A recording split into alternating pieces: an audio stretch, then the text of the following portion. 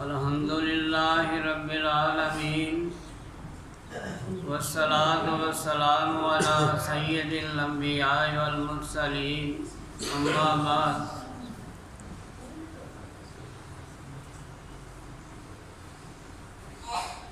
کائنات دا خالق اور مالک اللہ تبارک و تعالی ہے۔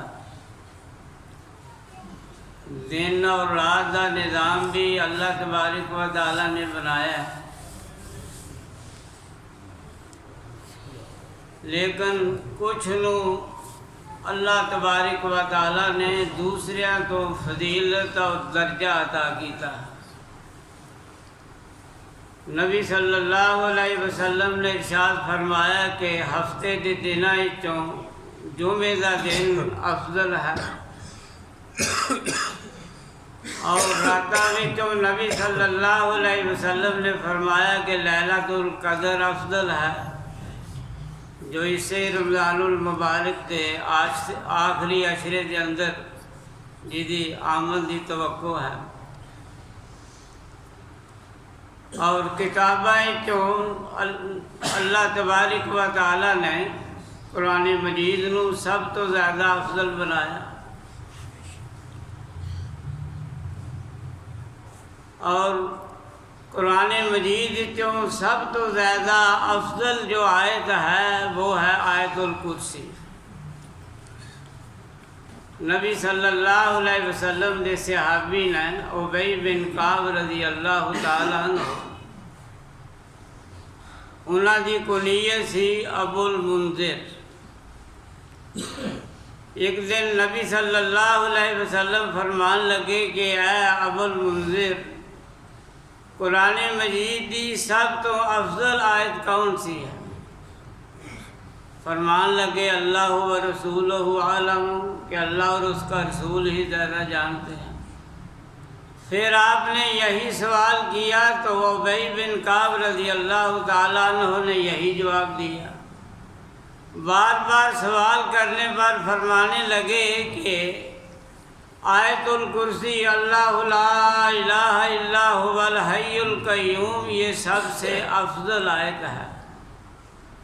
تو نبی صلی اللہ علیہ وسلم نے فرمایا کہ اے ابو المنذر، تیرا علم تمہیں مبارک ہو، واقعی آیت الکرسی قرآن مجید کی سب سے افضل اور عظمت والی آیت ہے،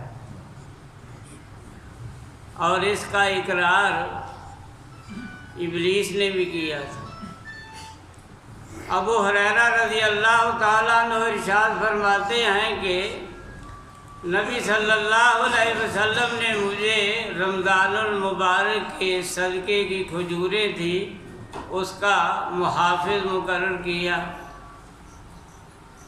فرماتے ہیں کہ رات کو میں نے دیکھا کہ ایک آدمی آتا ہے اور وہ کھجوروں سے بورا بھرنا جو ہے وہ شروع کر دیتا ہے۔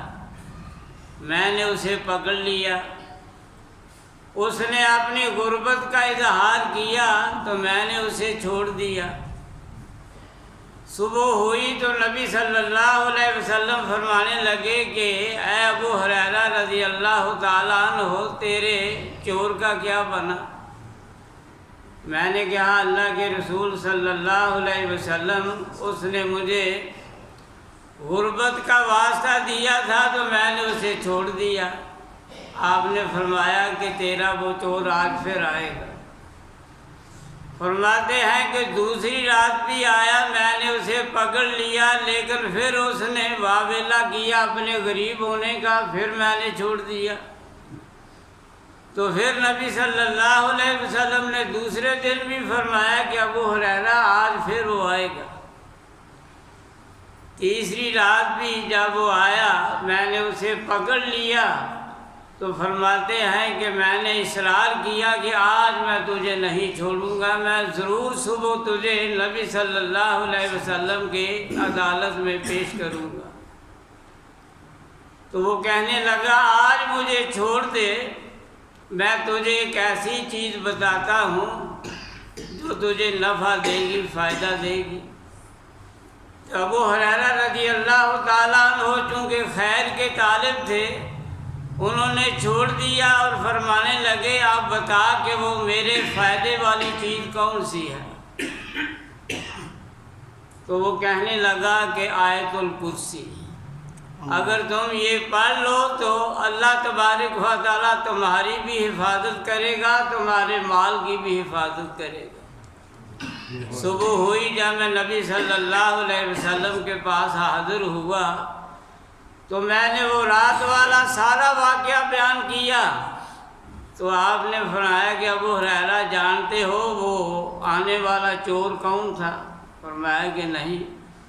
فرمایا کہ وہ ابلیس تھا، لیکن تجھے بات وہ صحیح بتا گیا ہے، تو وہ جھوٹا تھا لیکن بات اس نے صحیح کہی ہے کہ جو آدمی آیت الکرسی یقین کے ساتھ پڑھتا ہے تو اللہ تبارک و تعالیٰ اس کی ذات کی بھی حفاظت فرماتے ہیں، اس کے مال کی بھی حفاظت فرماتے ہیں۔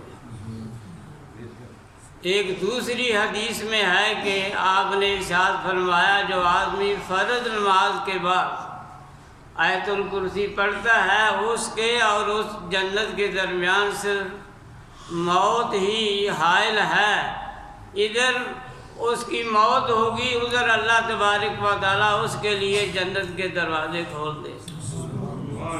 ویسے ہمیں کس قدر ہم پر بدنصیبی چھا رہی ہے کہ ہم نماز کے بعد چند منٹ بیٹھ کر ذکر اذکار کرنا بھی پسند نہیں کرتے، شاید آیت الکرسی بھی نہیں پڑھتے، پھر وہ سبحان اللہ الحمدللہ اللہ اکبر کا ورد کرنا بھی پسند نہیں کرتے، حالانکہ آپ صلی اللہ علیہ وسلم نے ارشاد فرمایا کہ جو آدمی یہ کرتا پڑھتا ہے سبحان اللہ الحمدللہ اللہ اکبر، اگر سمندر کی جہاز کے برابر بھی گناہ ہوں گے تو اللہ تبارک و تعالیٰ وہ معاف کر دے گا۔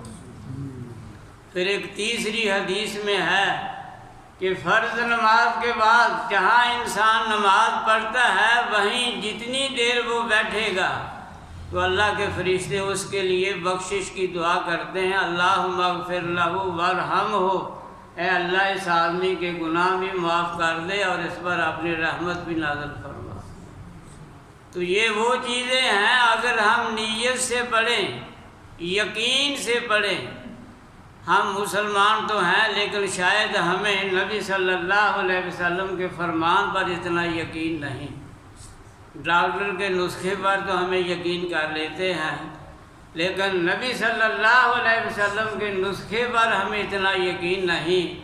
اگر ہمیں یقین آ جائے تو آیت الکرسی پڑھنے سے اللہ تعالیٰ ہماری بھی حفاظت فرمائے گا، ہمارے مال کی بھی حفاظت فرمائے گا، ہماری دکان کارخانہ فیکٹری سب کی حفاظت فرمائے گا۔